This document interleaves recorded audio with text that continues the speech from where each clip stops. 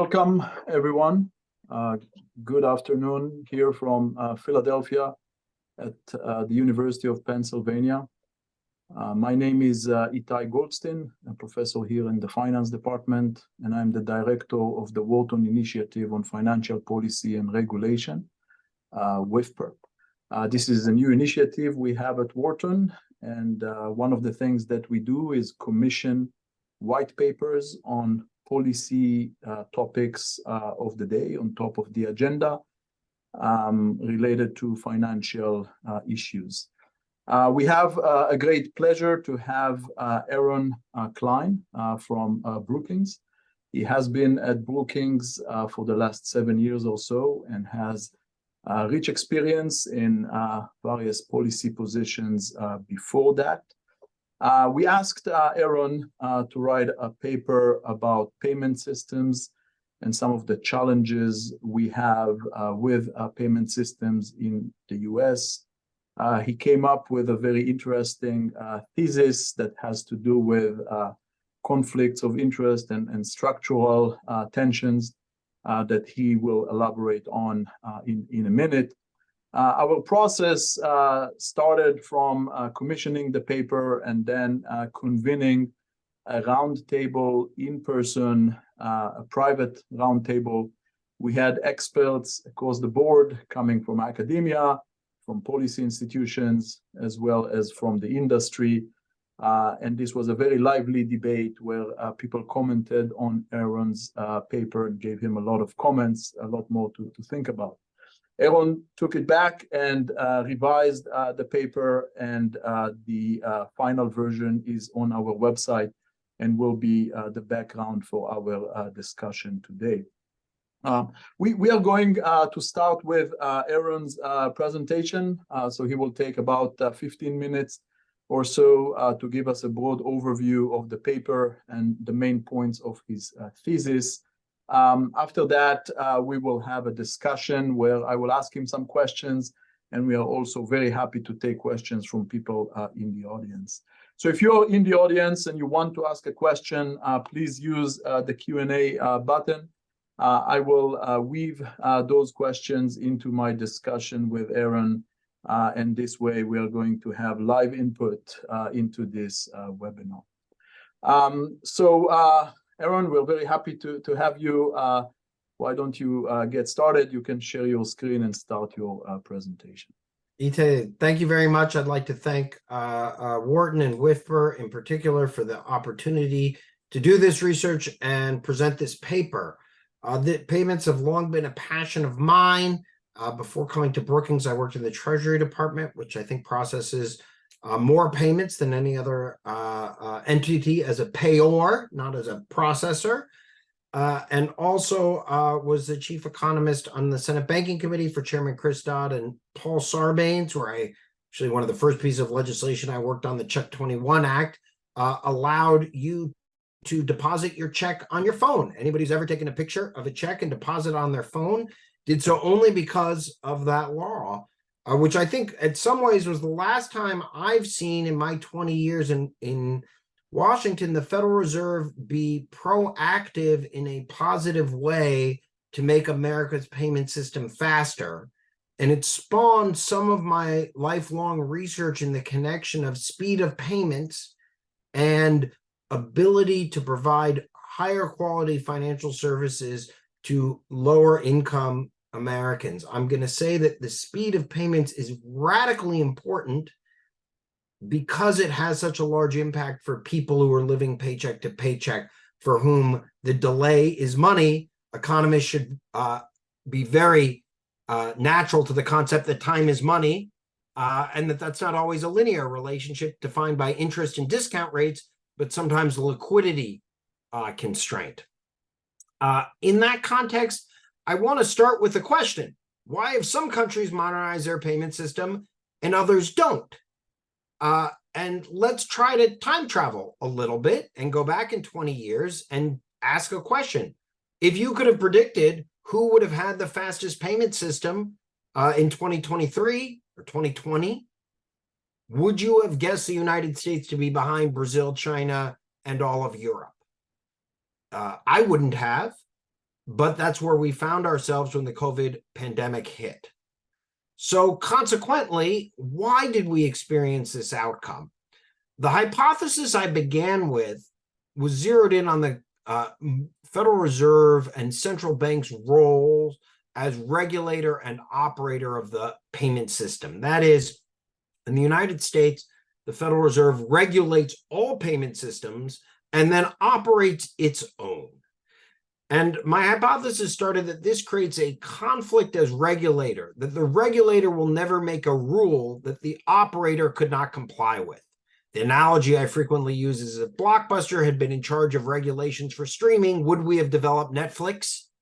No. Blockbuster would have sat on its hands and delayed progress, and that's what I observed the Federal Reserve doing. But in order to test that hypothesis, the question then becomes, well, what have other countries done, and how does that relate? So let's take a look. When you look globally, this figure comes from the IMF, what you tend to find is that countries that started real-time payments, and the technology has been quite old, although took off, I would say, more in the smartphone era. If you start with 2007 and 8, you see kind of an explosion of real-time payments. The early adopters were ones in which the central bank did not operate a payment system. You can see in Japan, in Korea, in the United Kingdom, which is one of the first ones I frequently look at, an original payment system in 2008. Then if you look at later adopters, you do see situations where the central bank has come to the forefront and developed its own real-time payment system, again, all before the United States, who in fact, it is important to note, did develop a real-time payment system, launched in 2017, right here, the RTP network run by the Clearinghouse, which is basically an organization of the 48 or so largest banks in the United States, although the system of operating is open to anyone. In fact, the Clearinghouse is an important note. It operated the payment system before the Federal Reserve, which was only created in 1913, and is one of the reasons the US has a dual government and private operation of the payment system, but a singular central bank. These would be a lot of countries. And I don't think we'd have a paper yet if I had to do an in-depth analysis of all of them. So I picked a sample, not a random sample, a sample of countries that I thought showed an interesting waterfront, and in point of fact, contradicted some of my original hypothesis. So I went into depth in this paper on 4 countries: the US, the UK, Brazil, and China. And this first point, when I started the paper, it was a no. Subsequent to finishing the paper, but before the launch of this event, the Federal Reserve did finally come live with their FedNow program, which took over 4 years, much longer than any of these other countries' payment systems, and has had a very tepid launch with only 35 out of about 10,000 entities that could have joining, many in receive-only mode with no mandate to use it. As you can see, in most of these countries, the central bank was an operator and a regulator. In most of these countries, there was a legislative requirement for faster payments. In fact, the United States has had one from the Expedited Funds Availability Act and the Monetary Control Act, but there's been no more recent mandate to move payments faster, in part because the Expedited Funds Availability Act requires the Fed to do that. They've just simply not complied with the law. And you've seen in many of these countries a private sector alternative to the central bank, not necessarily correlated with whether or not the central bank created one. My takeaway from this chart is there's no smoking gun, either in favor or opposition of my hypothesis, but it's a little bit more of a mixed bag. But if we go in a little more detail in each of these countries, the story and patterns start to emerge. The first country that I think is incredibly important is China. China developed a real-time payment system outside of its banking system. This is Ali and WeChat. This was the super app system. This system payments were instant, but the payments moved out of the banking system. It is ironic that in the most centrally planned economy, we found an organic evolution of payments permitted by the central bank that fundamentally took payments outside of the banking system. In Asia, the idea of banking and commerce is a lot more mixed than in the United States. In the US context, we ban and separate banking and commerce. It is important in the United States context to appreciate payments does not fall under the banking definition in that legal separation. What defines a bank is the taking of deposits and the making of loans. Payments are a commercial operation banks are permitted to participate in fact, have dominated in the United States context because of their comparative advantage. There's nothing that stopped a PayPal or Venmo or American Express, which was not even a bank until the financial crisis, from creating an alternative payment system that didn't necessarily, was not a chartered bank. This is what happened in China. And you can see the leapfrog of this. In fact, some would argue that the Chinese system is what spawned the idea of Facebook, now Meta, to come up with Libra, then Diem of a global payment system outside of all banks. The next one I looked at was Brazil. Brazil is an interesting story. The legislature calls for real-time payments in 2013 and says to the industry, you act first. And the industry just doesn't do it. Payments in Brazil are expensive. Large portions of the country are unbanked. And after 5 years of letting the private sector take a shot at it, the Central Bank of Brazil does it. They create PIX, launch it in 2 years, and massive adoption. As you can see, PIX quickly, within 1 calendar year, becomes the #1 method by which Brazilians transact. It reduced the share of the unbanked by more than half, bringing a large portion of the Brazilian banking system in, creating tremendous financial inclusion. It is interesting to note that in Brazil, previous to this, the other forms of retail payments were expensive, and PIX is very cheap. The government mandated the price. That is also something I found in China. Cards had a similar fee structure to the United States. In China, merchants simply refused to adopt it, simply refused to play interchange, and they had a cash-based economy. The apps came in and undercut everyone on cost and speed, and they were widely adopted. In Brazil, PIX came in, undercut on cost sharply, and there was massive adoption, particularly among the underserved. But interestingly here, the mandate for the private sector was offered and not taken, and then continued. The United Kingdom is a story told in 2 parts. The first part is the quick adoption of real-time payments when the technology comes on, essentially when the first iPhone comes. The driving force was the Treasury, with the Bank of England's assistance, but it was fundamentally driven by the Treasury Department. And similar to what I anticipate is happening in the United States, the benefits were not passed along to consumers. Unlike in the US, there was fast adoption, but simply because the banks could move money instantly between themselves, they didn't seem to push it along to consumers. So in 2012, the Treasury Department came back, proposed legislation that the Parliament adopted to create an independent payment regulator, moving it out of the Treasury Department, and to require faster funds and push benefits back to consumers, and to simultaneously develop an even next new generation system. And so here's another example of an active government continuing to push on the forefront, with the central bank, a Bank of England, being okay in this situation, but demanding legislatively that benefits go. I should point out that PIX was a requirement by the Bank of Brazil that banks engaged and adapted, made more easily by the fact that the banks themselves had not built the system to begin with. So lastly, the United States. Well, as I've said this before, the Federal Reserve is under a legal requirement to operate a payment system and not to subsidize it from their other seigniorage or benefits. They've also under a legal requirement to make funds available to consumers as fast as technology allows.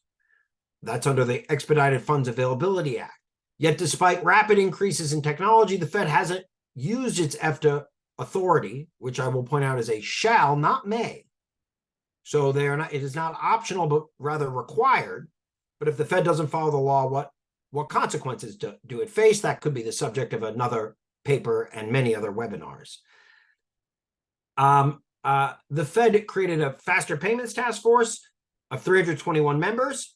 I think the idea of 300 people doing something faster is kind of funny. The key point I want to point out on this slide is the United States also has a unique system of a high-cost banking for slow payments. This is overdraft is one example. There are other examples on this, which shows a different profit structure than existed in the other banks. So where does this all lead us? China let their banking system evolve outside, their payment system move outside of their banking system, but then is bringing it back. The People's Bank of China is moving it back through the digital yuan. The United Kingdom shows that when the parliament and the executive branch are committed to this, they can achieve faster payments. And Brazil shows that any canard that says, well, if you make payments go faster, it's going to be a problem for inclusion purposes is actually the contrary. I go back to my original thesis in terms of the priorities, and I put on the right of this slide. This is from the Federal Reserve's Material Loss Review of Silicon Valley Bank, which in theory, there is actually the moment where you would think bank regulation would be their highlight. They very clearly order their priorities, and you can see where payments falls in the order. You can also point out that as it relates to Silicon Valley Bank and many of the other banks the Federal Reserve regulates, speeding up the payment system is in conflict with parts of their business model that are profitable. And there is a question as to whether or not, as a bank regulator, the goal of bank profitability is put preferential, regardless of its source, than payment optimization. And so with that, I guess I would conclude, let me make sure that this is all working here, conclude within my time that I still think there's a structural conflict in central banks and payments. I think that the private sector globally was clearly faster in developing payments than the central bank. I think that there were many paths to faster payments, none of which the United States took or is taking. I think Fed now is unlikely to be successful without requirements for faster funds availability, which were the case in Brazil and England and other places. But I don't think that there is one simple path, or put a different way, the structural conflict was significant, but could have been overcome had there been a will and desire on the part of the Federal Reserve. And I think that the profit structure of payments by banks played a larger role than I anticipated in explaining some of the international heterogeneity that has been observed. Thank you very much, and I look forward to your questions. Thank you very much. This was great. So let me start with a few questions, and I want to remind people in the audience, if you want to ask a question, please use the Q&A function, and I will weave your questions into the discussion.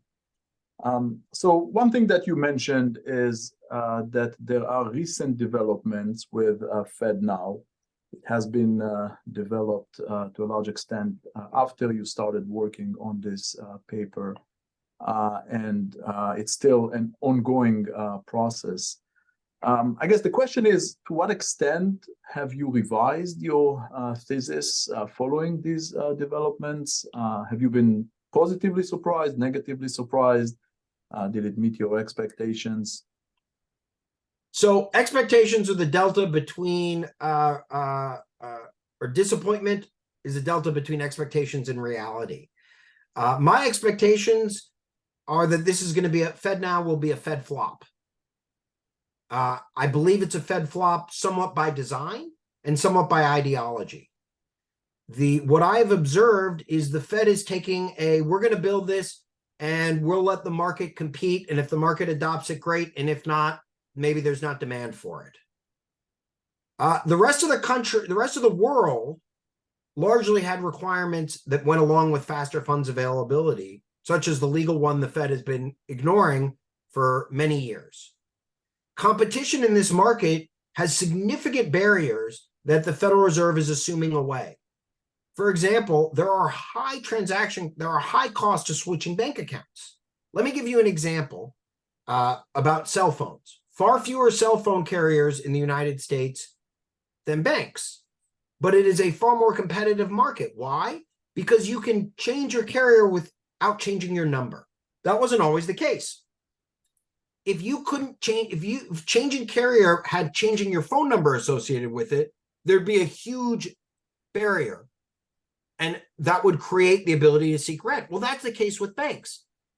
A former University of Michigan professor, Michael Barr, wrote a paper pointing out just this. Michael's logic when he was a professor is as sound as when he's a Federal Reserve governor. Of course, he's now come in after the design and situation here. But if you can't port your bank account number, the switching costs are substantial, particularly for lower income people facing overdrafts and other things. And other countries, and asking the banks of their own volition to move the money faster and cut their own profits, both in float and in fees, seems unlikely. Other countries have taken mandates. Now, the Fed would say, well, we can't mandate Fed now, and I'm not calling for that. You could mandate faster funds availability and be agnostic as to whether it's Fed now, RTP, or the bank just assumes the day settlement risk and use traditional ACH. Absent a mandate, you're asking people to act against their own economic self-interest, and no consumer has the ability to request a Fed now. Nobody can walk into their bank and say, please send this immediately. And so the structure of this, like the structure of the Faster Payments Task Force with 320 people, only in a Kafka novel do you ask 320 people in a room to figure out how to do something faster. So I have very limited expectations on Fed now, and those so far are being met, that this is a Fed flop. I am afraid that they will draw the wrong conclusion that America somehow uniquely doesn't have a demand for faster payments when all the rest of the world, it has been a wild success wherever it's been implemented. Okay, so this brings us into one of the questions we got from the audience, which touches exactly on the issue of competition. And the question is, what is the optimal level of competition in payment systems, and how would you like to design it? So this is a great question, right? Payment systems are networks. And so there's an economic scale to only have one network, but then one entity tends to have competitive disadvantages. There are often solutions to this, which include having an infrastructure that is public or maintained by a small network, and then having multiple layers of competition on top of that.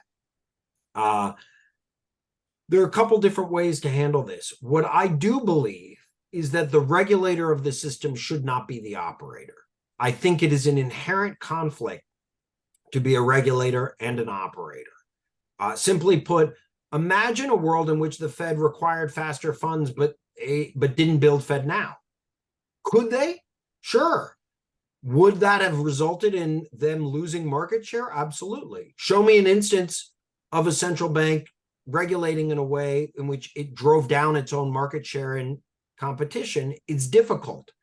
And so the optimal level of competition is complicated, and complicated further between banks and non-banks. What is a Venmo wallet? What is a PayPal wallet? What is that structure? But I do think, as a principle, regulators should not be operators of a payment system, and those roles should be separated. And now, if a regulator also maintains the infrastructure but not the operation, that is, they have kind of the core infrastructure, but there's multi-competitive nature on top of it, that could be a little bit different of a structure. But that would be my answer to that question. So you highlight those structural conflicts. This is your main thesis. Did you consider other explanations for the fact that the US is lagging behind? One that comes to mind is complacency, the fact that the US had a developed payment system, and then there was just no strong incentive to innovate. And we see that in many other areas of life, in many other parts of our infrastructure. So that's Go ahead. That's a very valid hypothesis. And I would say you could point to countries like Brazil and China as legitimate examples where they leapfrogged. So they were complacent in a more, or they had an earlier version, and then they leapfrogged the US system. The difficulty with that is Europe, the United Kingdom, Japan, other countries that were much further or equal to us, if not ahead, and then continued to innovate, right? England does this in 2008 and again in 2012. British payments were just as advanced and developed as the US. You look in Europe, you look at Switzerland, and you keep asking yourself, well, wait a second, why are we the only ones? And then you see you see the structural conflict in the central bank, which did not occur in the British model. And then you see the large revenue stream, which was uniquely American on overdraft and late fees and other areas in that space. And you also add on top of that some of the evolutions external to payments. So if that answer were totally correct, it would say, okay, well, people are the banking system is a little bit lazy here in terms of innovating because we're ahead of the game, but you'll find non-banks innovating. And you start to see some of that, right? PayPal, Venmo, come on, right? And Visa developed a very interesting hack, which, is difficult to put in my taxonomy of something called direct debit, where they essentially reverse engineered a debit pull transaction to allow people to do a direct into your bank account through the debit rails. This is how, when you see a Venmo or PayPal and you're given an option, 1 to 3 business days or instant, right? Instant was through that Visa direct debit system. But then I looked at the pricing structure of that, and it's fascinating, right? The pricing structure for 1 to 3 days is quote unquote free. Now there's an ACH charge that's, fractions of a cent, but the Venmo kind of offers that for free and eats the fee. Not too different from Alipay and WeChat Pay when they upload the money from the Chinese bank. But PayPal and Venmo charge 175 basis points for instant. So, that $300 to move is $5. Now, that's not at all related to the cost of the debit fee. What it's related to is the ability of people to pay. These are profit maximizing. I think they're smart companies. And what you begin to see here is price competition for people who are time inelastic with regard to speed of payment. And time inelasticity of speed of payment is highly correlated with having very little money. It doesn't matter, for people who always have money in their bank account, it didn't matter that when they deposited something on Friday, it's not available to today. Today, for those of you watching on recording, is October 10th. Yesterday was a bank holiday, Monday. So any payment processed on Friday couldn't have been here before Tuesday, right? Debits or whatever can go through, and you can start to see where overdraft and other thing comes in. So this idea of complacency, I think, is pushed back on the front that technology is putting in alternatives. They're being used outside of the banking system at a higher cost. And the reason banks themselves aren't doing this, in part, is the fee generation that's become very prevalent for many institutions. And then you wait till you see technology fighting it, which was somewhat uniquely American compared to other countries. Yeah. So I guess that's an important point, right? The overdraft fees, and you highlight it in your answers, in your presentation, in the paper. So you think this is really unique to the US system? You think we don't see it in other places?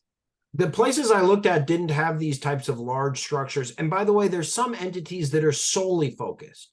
So large banks have actually recently reformed their overdraft policies, probably transferring $5 billion out of their profit to people living paycheck to paycheck. And I commend that. Many smaller institutions have, and some credit unions.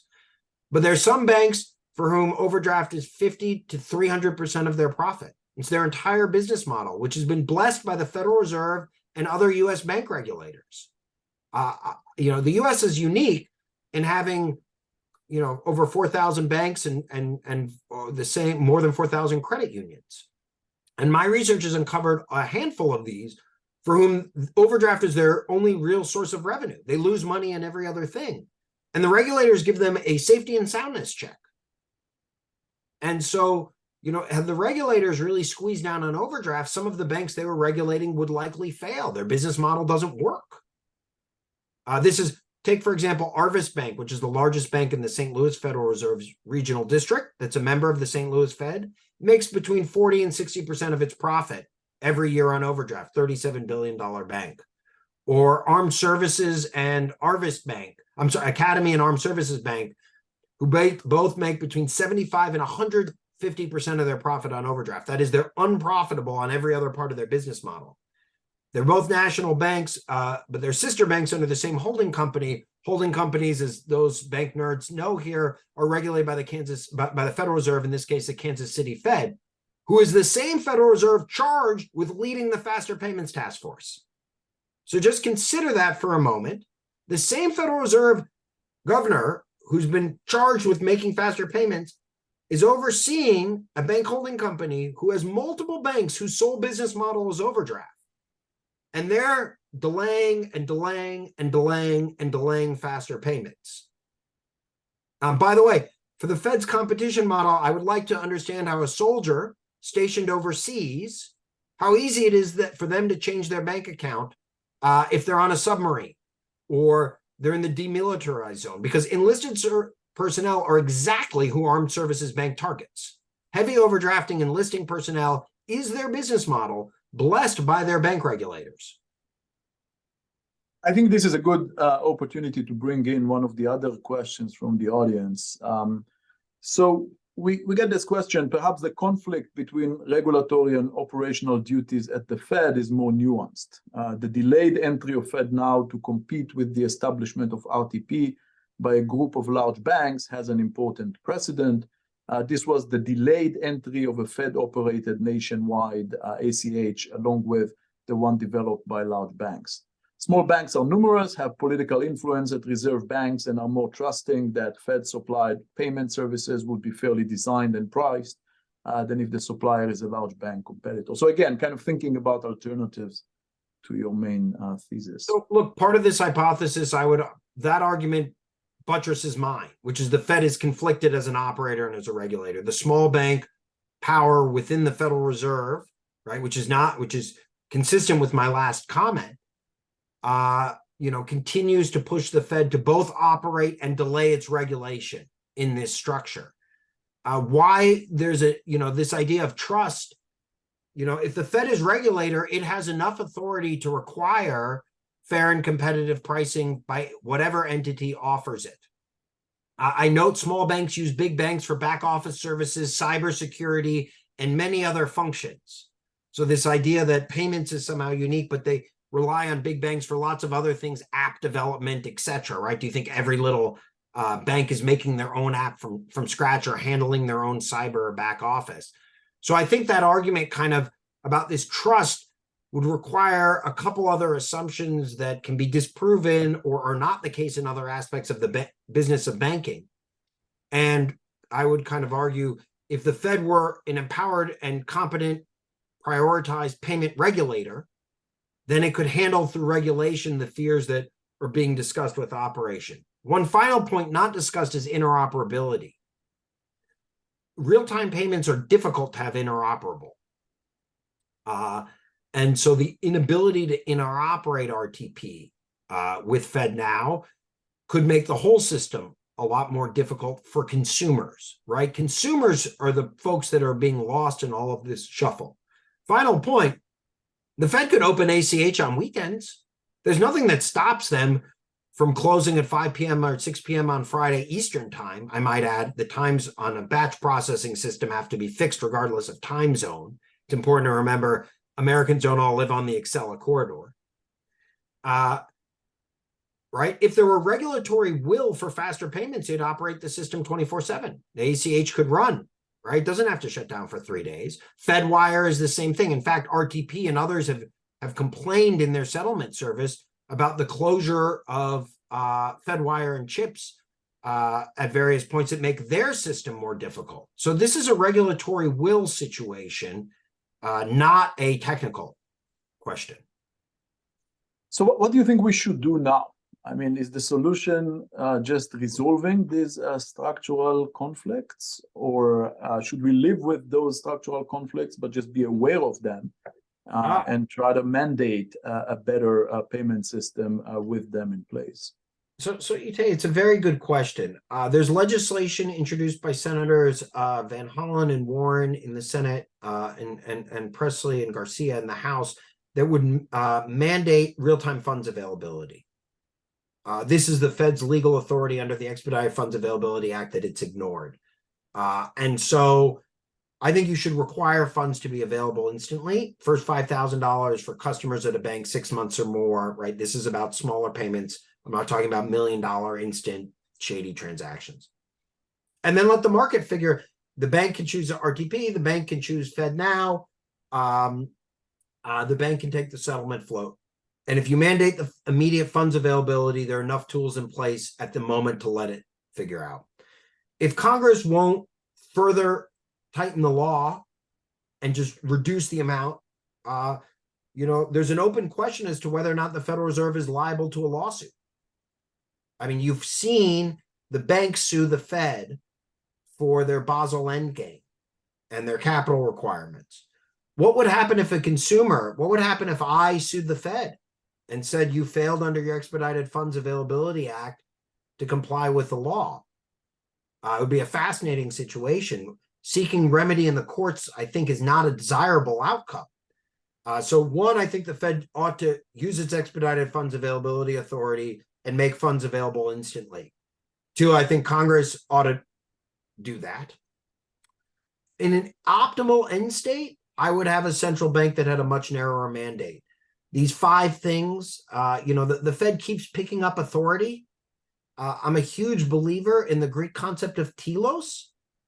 I think any organization can only have one number 1 priority. If you meet somebody who tells you they have 5 number 1 priorities, they don't. They don't have a single number 1. And the central bank's number 1 priority is monetary policy. That is as it should be. I have no qualm with that. But then we have to be honest with ourselves that every other priority is secondary to the conduct of monetary policy. And I have come to believe payments is way too important a topic to be the 3rd, 4th, 5th, 6th priority of an organization in the government, because then you end up with exactly what you have, which is a terribly outdated payment system and one that's deeply regressive. So I'm getting some more questions from the audience here. And I think one question that people are curious about is, if you had to pick your preferred payment system, what would it be? At this point, you looked at Brazil, you looked at China, you looked at the United Kingdom. Would you choose the PIX in Brazil as a system, or would you do something else? It's fascinating. Each of these countries have a radically different premise underneath them, so it's difficult to fully export them.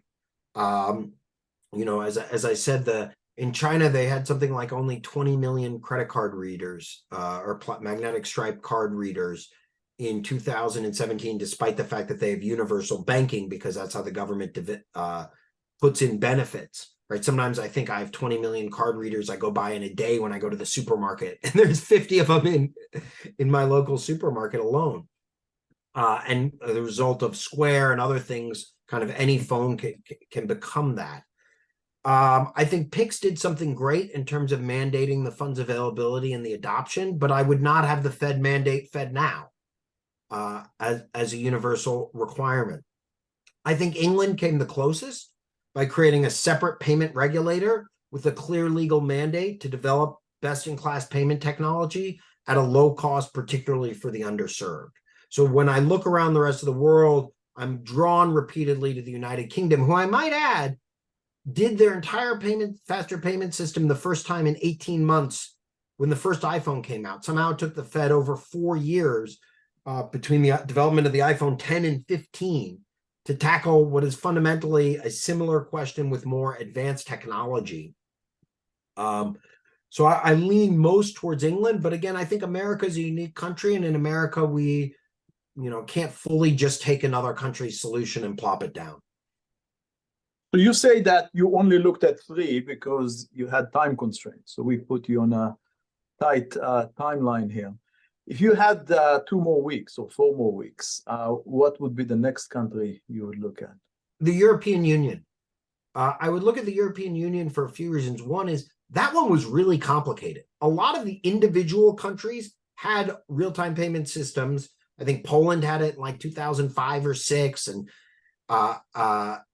then when you created that network, imagine, right? You have I think it's the 17 Eurozone states who need interoperability with each other, right? So you start to get a factorial number of computations, and their home country systems are very different, right? Italy has to work with Ireland. France has to work with Slovakia. This is much more complicated based on those base systems than the U.S. People say, oh, well, the U.S. was difficult because it was, over 9,000 banks and credit unions who had to be eligible, plus some other folk. Yeah, but we're all using a similar situation. Within the European Union, then I would look at the member states, right? So I'm kind of hedging by both just taking one central bank currency zone, but all the different countries which had different base systems and often different payment mechanisms, right? The French use checks, the Germans don't, in this context. And that's what I would have gone more deeply in, how the European Union was able to solve a more complicated system more quickly, and what the consequences have been within the countries, because they had very different starting points as they went along this journey. Yeah, I'm sure this is quite a complicated system to analyze, given the number of countries and different systems. Yeah, if you're looking for more commissioned papers, let me know. Yeah, definitely something to keep on the radar. One last thing, we're getting close to the top of the hour here. If you're thinking about technology and how technology is going to shape things going forward, I mean, clearly we are in the midst of a wave of financial technologies, and many of them are affecting payments. We've seen a lot of failures and disappointments, but I think the big promise of financial technology, fintech, is still out there.